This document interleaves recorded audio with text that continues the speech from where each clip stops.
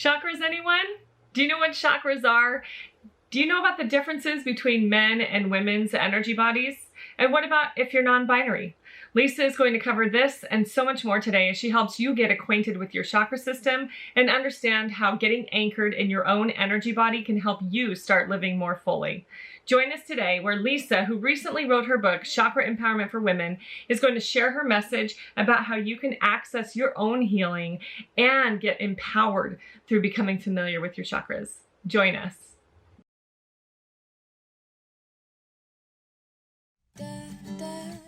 SAGE is a 501c3 nonprofit organization building community by providing education and counseling about physical, mental, and spiritual well-being.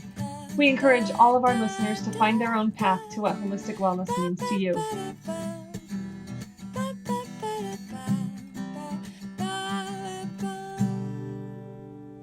Welcome, Lisa. We're so excited to have you on the Sage Holistic Show. Thank you so much for being with us today.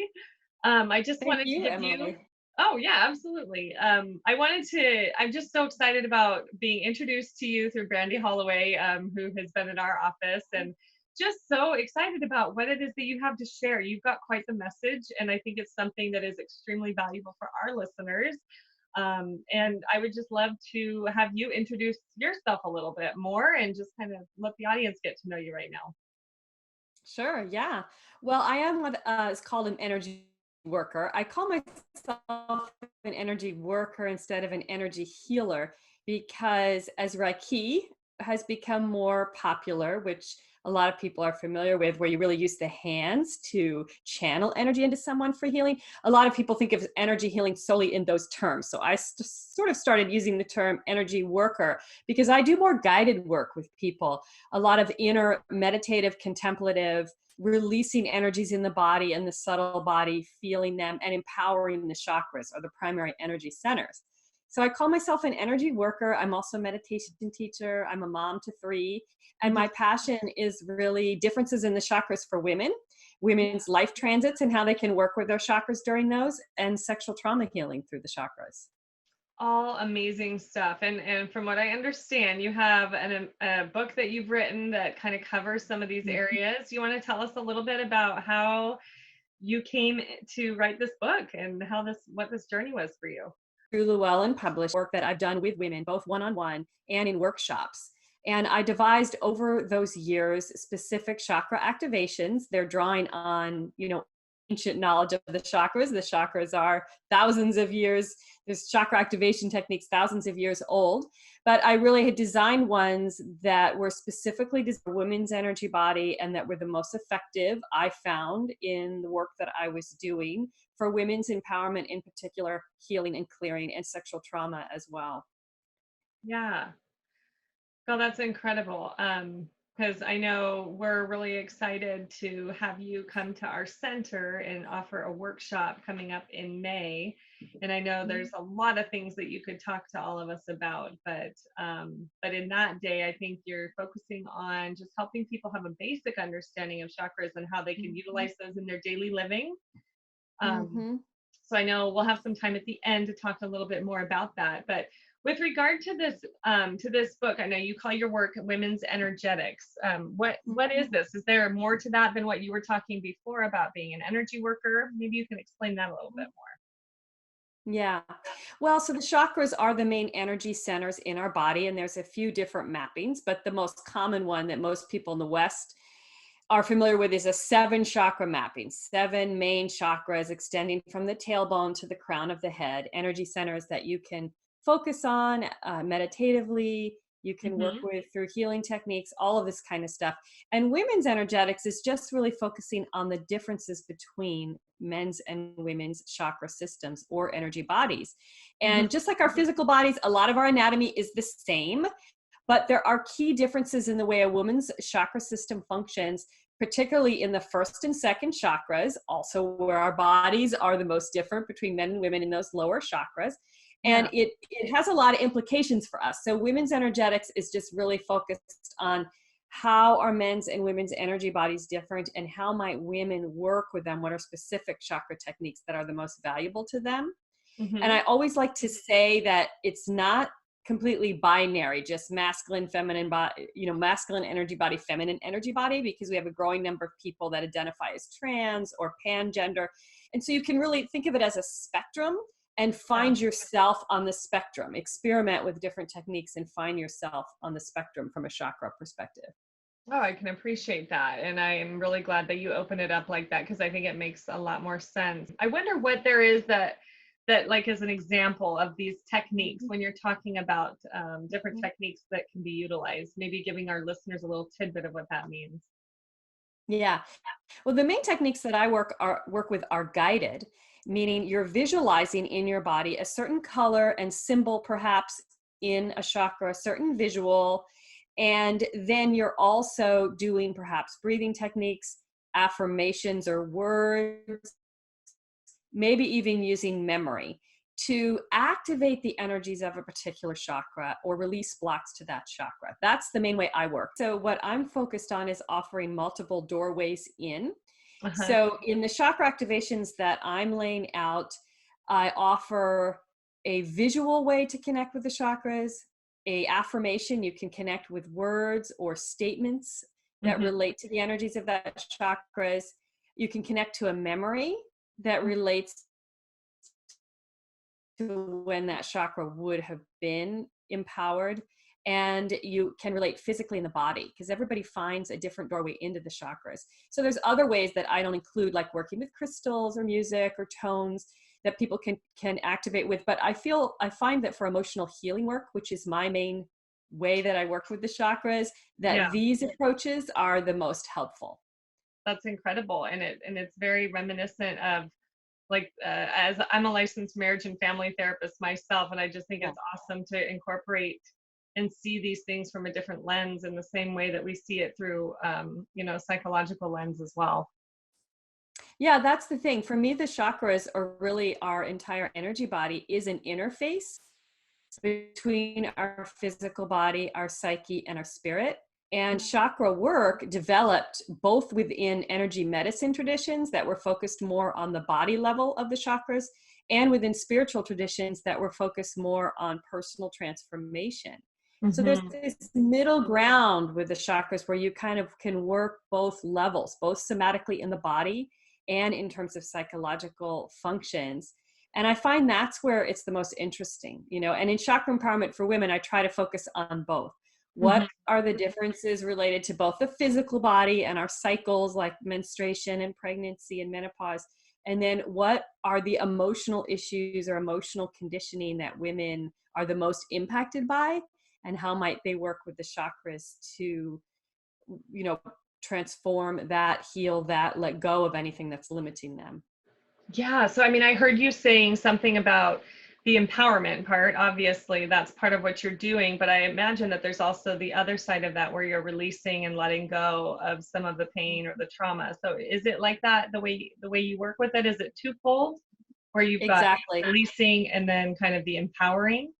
That's right. It's both ends of the spectrum. So sometimes you're working with, say, a block or an imbalance, and then other times you're working to empower something, empower a function that has been weak in someone, and they're usually linked, right? For example, if I work with a lot of abuse and assault survivors, and a common block will be, especially with a childhood abuse survivor, they had to keep secrets, right, when they were young. Yeah. And they kept their abuse secret, so that there is kind of other things that they hold in. Their whole capacity to communicate authentically has been impacted. So we're working with both discovering that pattern of secrecy and working to heal and release that, and also working to empower the throat chakra and that feeling of authentic, clear, open speech and communication. That's amazing. I mean, I think that's something that impacts so many women. And I see where that work that you're doing focused on women and how to help them be empowered through those experiences that they've been traumatized by is so important. Lisa, you mentioned a little bit ago about the different cycles that women go through, the different shifts that happen. And so I'm wondering if you could share a little bit more about how that plays into a woman's experience with their energy body. Yeah. Well, first, the main differences between men's and women's energy bodies, put simply, is that a woman's chakra system is anchored in her second chakra, which is in the pelvis, in the womb area. And a man's chakra system is anchored in the root chakra, which is what is traditionally taught. But if you go into women's teachings across the ages, you find a lot of discussion of how the Kundalini energy is actually pooled in a woman's second chakra. So what this means is that this chakra that's actually linked to our reproductive system is the anchor for our energy body. And that means that our second chakra, our energy, actually waxes and wanes with our cycle and our different phases of our life. So for example, in menstruation, our second chakra, the seat of our energy body, actually kind of peaks at ovulation each month. And we actually know this is true hormonally as well. Like we put out these pheromones and our confidence is highest at that time of month. There's a whole chemical cascade that occurs. There's an energetic process that corresponds to that, where we're actually the most effective at bringing things to fruition, speaking in front of people, commanding attention at that time most naturally. And then menstruation, the sacral chakra, is more introverted. And it is a time of greater intuition, problem solving, insight.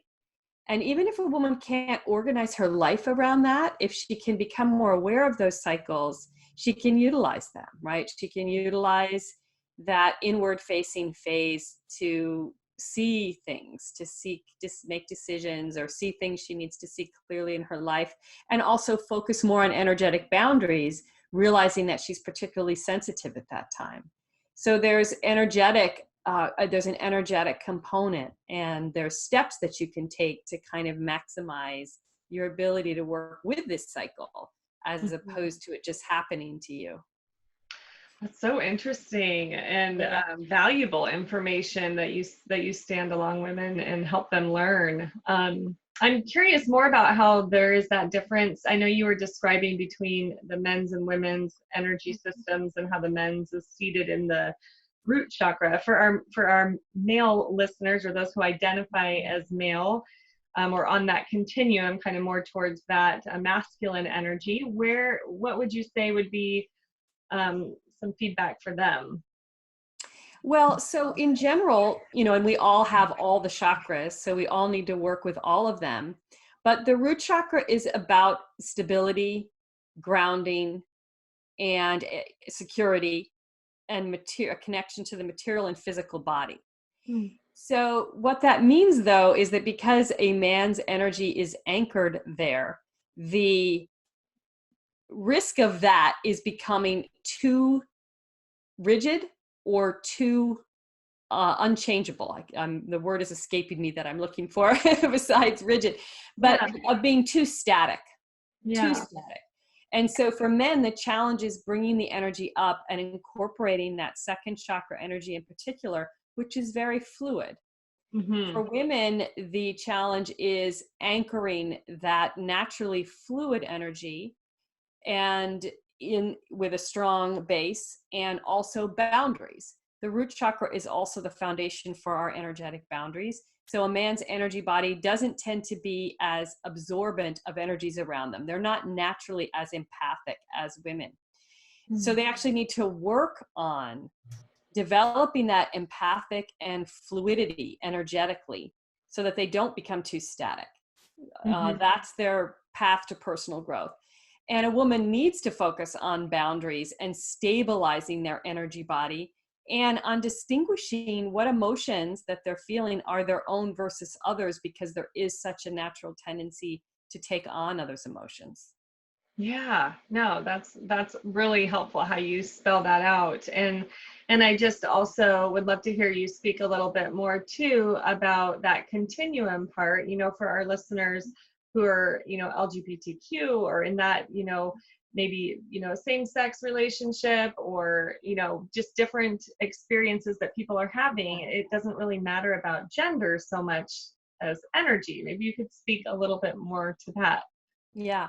Well, and of course, I don't have any access to any studies along these lines, but in terms of my own clientele, I find with most individuals who are transgender, they identify immediately with what I'm describing about their energy body of the gender they identify with, right? Sure. So, and then it's more fluid. There's individuals who identify with both, and you Mhm. may identify as female and feel like, oh, actually I feel like my energy body is more masculine. So there's Sure. really a range, and I think it's really about reading about both and seeing what feels the most relevant to you, and then you can utilize those tools.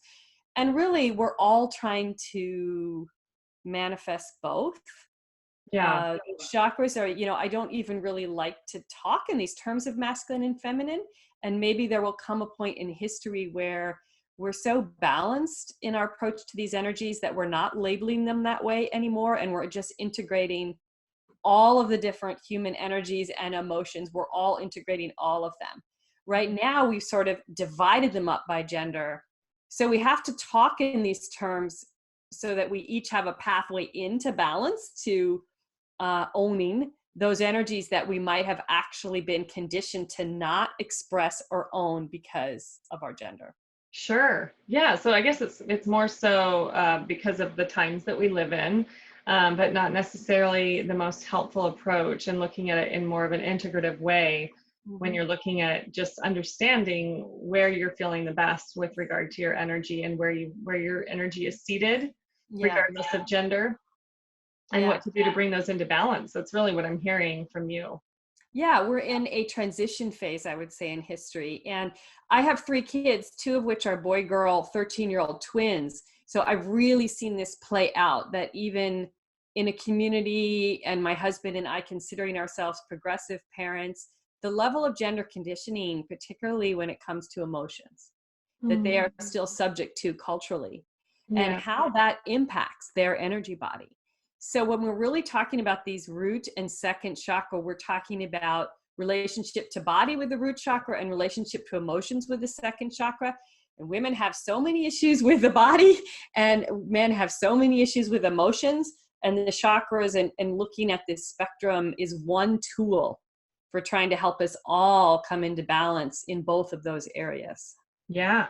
Oh, that's incredible. And I love the way that you're really bringing all of that together in the same place for us to talk about this.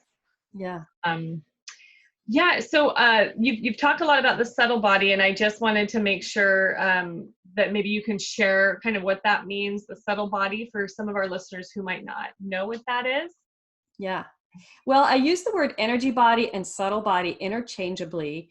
And really, just like we have a physical anatomy, a skeletal structure, a circulation system, a nervous system, a heart, a lungs, a stomach, we have an energy anatomy. And there's two main energy anatomy systems that have developed over centuries. One is the meridians that comes Mm-hmm. out of Chinese medicine. And things that are really pretty mainstream now, like acupuncture, are based on the meridians. And then there's the chakra system. And another tradition that is becoming very mainstream is yoga. It is, in fact, based on the chakra system. Mm-hmm. Physical yoga postures were designed not simply to balance and stretch particular muscles, but to align the chakras. And each pose is connected to a particular chakra or group of chakras. And a lot of people aren't aware of that. So this idea of energy anatomy is very ancient and very well established. And Yeah. our subtle anatomy, subtle body. Yeah. Thank you. I know. I think it's sometimes an interesting topic because people speak of energy sometimes like it's a little too woo-woo. And Mhm. there's just so much science now even that respects and understands that. And so I love how you are bringing in different terms to even speak about that. Mhm. So maybe you could talk a little bit about, I know your book covers a lot of amazing things, but maybe you could talk a little bit about aging and how that is different for men and women, and how energy can work with us to help us age in more healthy and conscious ways. Yeah. Well, for one thing, working with your energy body really improves your health in a lot of different ways. There a lot of these tools are very powerful stress management tools, as are mindfulness and meditation. And I like to say chakra work is kind of an extension of mindfulness, because not only are you simply trying to be present in the moment with a situation without reacting, you are actually choosing, what energy do I want to bring to it? Do I need more heart chakra energy right now? Do I need more navel chakra confidence right now? Do I need more third eye insight? So you're creating the space to make a choice about what kind of energy you want to bring to a situation, as opposed to the situation just creating a reaction in you. Yeah. So it's really a kind of mindfulness, 2.0. And what that means as we age is that we really have it backwards. We kind of relate to aging as the deterioration of the physical body, but in fact, it is the increase and magnification of our energy body and of our development of wisdom, right? Mm. And perimenopause and menopause for women in particular, as we transition out of this physical monthly cycle that we've had for 30, 40 years at that point, we have an opportunity to transition into a greater identification with our subtle body and the spiritual side of that, for tremendous personal transformation. Wow. And I've known so many women who in their 50s literally rebirth themselves into a new career, a whole new phase of their life. And we now know men go through a kind of menopause too. So that's really what the midlife crisis is meant to be. It's an opportunity to rebirth yourself. And there's a really strong energetic component to that process. Gal, it's incredible. I love hearing you talk about this, and it almost gives me goosebumps even when you just shift that and reframe it for us, because there is such a negative connotation towards aging in our society, and to be able to embrace it and to say, you know what, we have a lot to look forward to. Just because our 20s are in our rear view doesn't mean that life is downhill. And I just love that. It's such a more hopeful and helpful outlook, so that we can tackle these things of living a little bit more fully. That's really neat. Yeah. So you're talking about working with people's chakras. I know you talked a little bit about how you do work with sexual trauma and sexual assault victim survivors. So I'm wondering just how you believe energy healing, trauma work, traditional talk therapy, how all of these can kind of integrate together to heal people, to help people heal. Well, more and more we're understanding how trauma impacts the body, how it impacts the nervous system. And talk therapy can be invaluable for understanding the narrative of how certain patterns developed, right? But then in the moment, individuals need tools for how to work with a situation that is anxiety producing, or that is causing them to disassociate, for example, which I work a lot with. And I find a lot of sexual trauma survivors in particular really resonate with energy work. I think it's partially that it feels less threatening than physical body work, somatic work. In some cases, it feels less threatening than talk therapy. Perhaps, they don't feel ready to describe their story or to sit alone with one person. So this kind of guided work into the chakras, into what do you feel in your body when you are anxious? Here's a chakra tool that will help you counter that energy, relax into your body, feel present with the situation. It's this kind of middle ground, because the energy body is this interface between the physical body and our psyche. For some people, it feels like a safe modality, and then they can go either direction, more deeply into the psychological work, more deeply into the physical work. Usually it's a spectrum of work that is the most helpful. I can see how this would be a lot less threatening for a lot of people than to come and sit in an office with someone.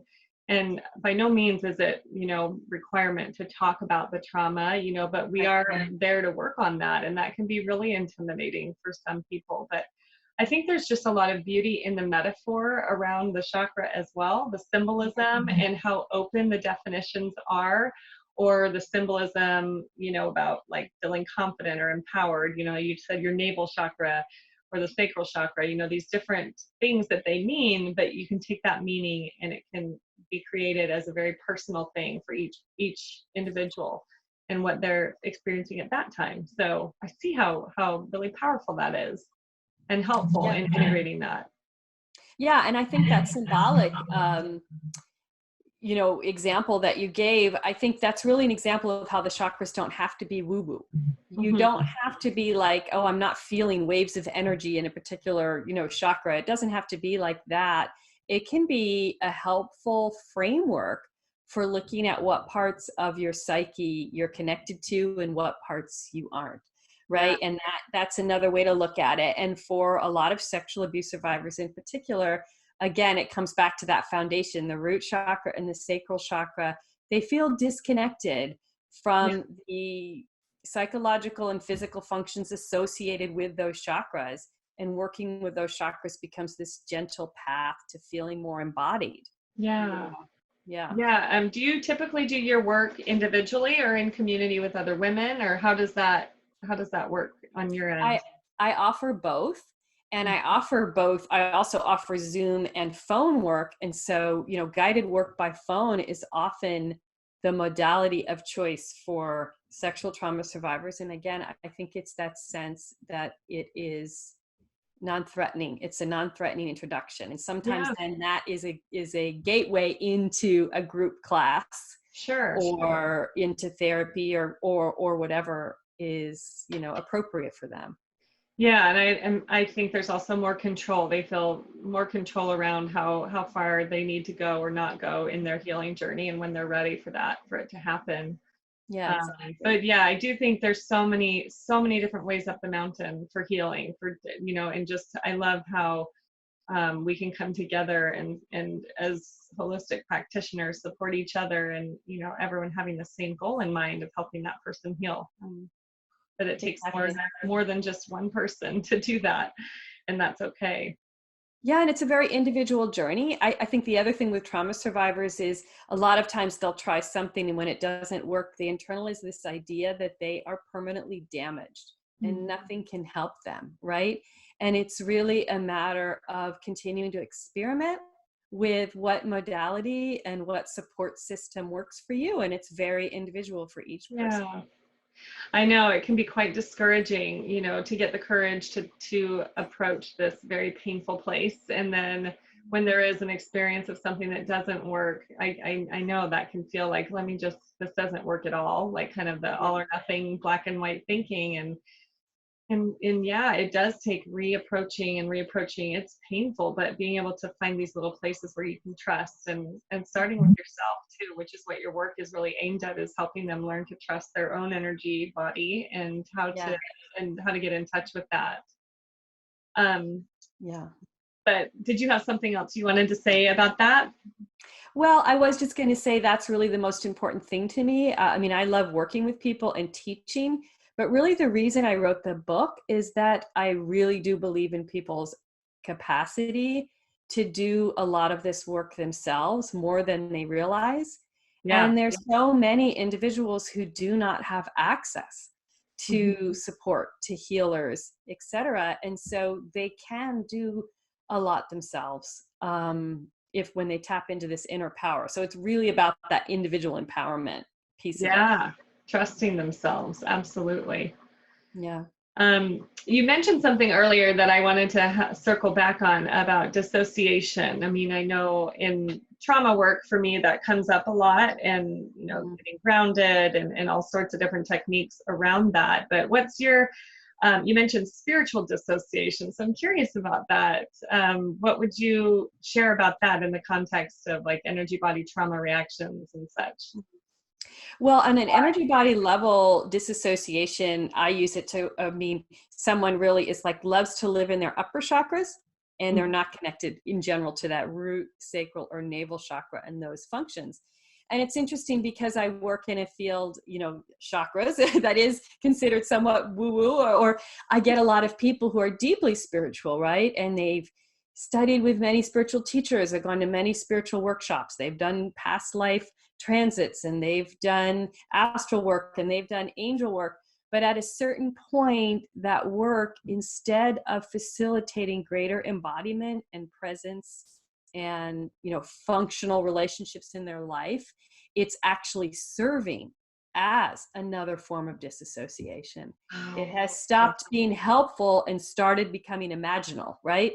And so that's difficult. And it's just something for everyone to really look at and be honest with themselves. So on the one hand, I believe all these different modalities can be helpful, but if Mhm. someone's kind of jumping from one to the other and they're not seeing becoming more functional in their daily life, their ability to be self-sufficient, to make money, to have a home, to have functional relationships, then Yeah. it's not serving their overall healing, and it's actually become dissociative. And there needs to be this work on lower chakra functions, which are very much about being in our bodies and our relationships. Right. So that work then that you are teaching would be to help people get in touch with those lower parts that you described earlier as being the seat or the anchor of the energy body for, wherever they feel that they fall on the continuum of gender identity. Is that right? Am I Yeah. understanding that right? Yeah, and I would say a great majority of my work, even with non-trauma survivors, is going into those lower chakras. Because, Sure. and maybe it's just the population that tend to be attracted to the chakras. They really want to work on their intuition, right? Or their ability to attract love in their life and kind of this upper chakra stuff. But Right. in order to do that, first we have to really get down into, it's just like therapy, right? You have to get down into Yeah. what's hidden, what hasn't been owned about the body or the emotions first. Right. I remember one of my Reiki teacher. I'm also a Reiki master teacher myself, and I remember her teaching in one of the classes that you can be in your intuition and kind of Mhm. connecting spiritually and all that, but if you're not grounded, you're not going to be able to go as far. And so that really Yeah, stuck with me. And this is the same concept: is that if we have a strong foundation, you can climb higher ladders, right? You can go further and do more when you have that strong foundation. And that's part of, I wonder if you would agree with this, but part of being human and having this experience, because that is the matter that we live within. Like that's what we have to do as well. yeah, that's the reason. You could say it's the reason we incarnate, right? We're in this physical body, and Yeah. what does it have to offer? And it's so interesting because there's so many ways to trick ourselves. I think too, like I'll have individuals who are like, "Oh, I exercise all the time. I do yoga every day. I'm super grounded," right? But if their relationship to their body is one of, "Oh, my body's never good enough. I'm going to yoga every day, but it's very self-critical," then Mhm. that isn't necessarily embodiment in a loving way. It isn't necessarily experiencing the body as pleasurable, uh, Yeah. and that's a sacral chakra block. So it's really is about owning this body as essential to the experience. Yeah. And what do you mean by embodiment? I mean, I can imagine it, but just for our listeners also, that seems like such a strong term. Yeah. Really being able to experience pleasure and presence in this body Mhm. and being able to stay present through comfort or discomfort. Mm. So, when we talk about disassociation and other hypervigilance, other things that we may get triggered into when we're feeling anxious or stressed, we all have these patterns of what we do, may just be our Mhm. mind be getting really busy, Yeah. right? And embodiment is really being able to stay very present and going, oh, okay, that thing that person just said really triggered me into anger or anxiety, etc. But instead of going into my usual pattern, I'm going to stay present with it. I can feel the butterflies in my stomach. I can feel the tension building. I'm going to stay present with that. I'll focus on my sacral chakra, my root chakra, staying grounded. That's embodiment. I think the other piece of it is that we often relate to spirituality as somehow meaning we're transcending the body to experience spirit. And Mm. so I like the word embodiment to kind of rethink that in terms of we're really experiencing spirit in our body, right? Not transcending our body. We're experiencing spirit in our body. We're experiencing Yeah. them as one. That's an important differentiation. And, I would play devil's advocate because I can hear like questions of other people or that I might talk to, or that might have this question too. But that presence that you're speaking of, I mean, obviously it's uncomfortable for all of us to be present during all of those, kind of yucky types of emotions that we all have to go through. And so what's the point? Like, why put yourself through the discomfort when you can just associate and kind of escape it for a little bit?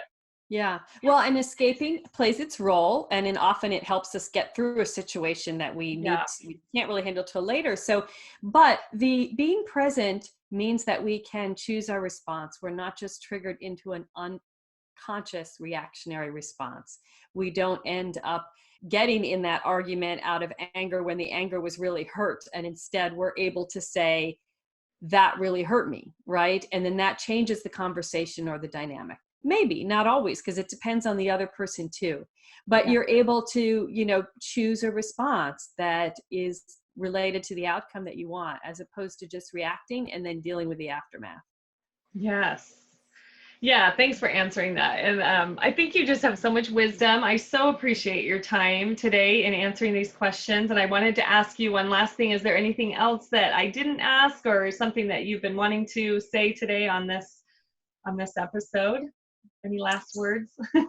No, just I want to encourage everybody, I guess, to give chakra work a try. I think that was a big focus of my book and the work, that I often say to people, you don't have to believe in the chakras, just try some of the techniques, give it a few weeks and see if it resonates for you, because I've rarely known anyone that didn't find some value from it once they tried it. So you Yeah. don't have to sort of decide beforehand, oh, I believe in it or I don't. Yeah. You just try the techniques and they either bring some value to you or they don't, Right. experimental. Allowing yourself to have an experience and see, and then judging if it's right for you rather than prejudging it. Exactly. Yes. Yeah.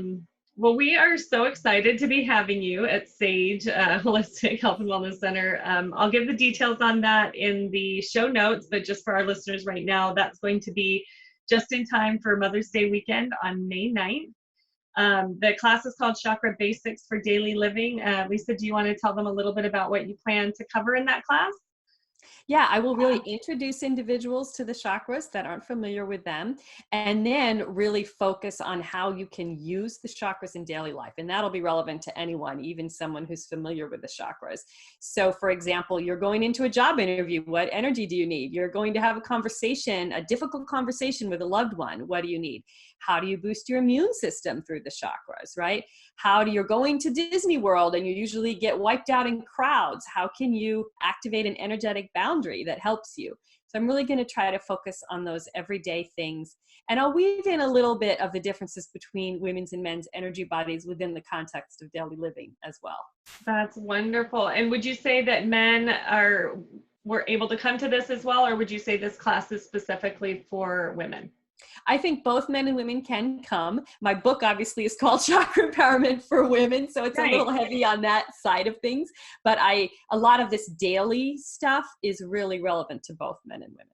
Yeah, because I imagine you go through all of the main 7 mappings of the chakras in this class. So, and we all have the same chakras, so anyone could really benefit from that. But yeah. I know I'm going to be attending. I'm very excited to have you. And this is going to be an hour and a half on May 9th from 3:30 to 5 o'clock. And it's only going to be $35. Lisa, you're so gracious to come and do this. This includes a copy of Lisa's book and a complimentary book signing. Book. So I know, yeah, you won't want to miss out. So reserve your spot. The link's going to be live for you to sign up. Seating is limited in our space, and you'll get to meet the wonderful Lisa Erickson. Thank you so much, Lisa, for being with us today. Thank you, Emily. I'm really excited about it. Thank you for spending some of your time today with us at Sage Holistic Health and Wellness Center. If you like what we're all about, please consider supporting our nonprofit organization by making a tax-deductible donation. To do this, you can go to our website at www.sagewellnessctr.org and click on Donate in the upper right-hand corner. We look forward to spending some time again with you real soon. Take good care.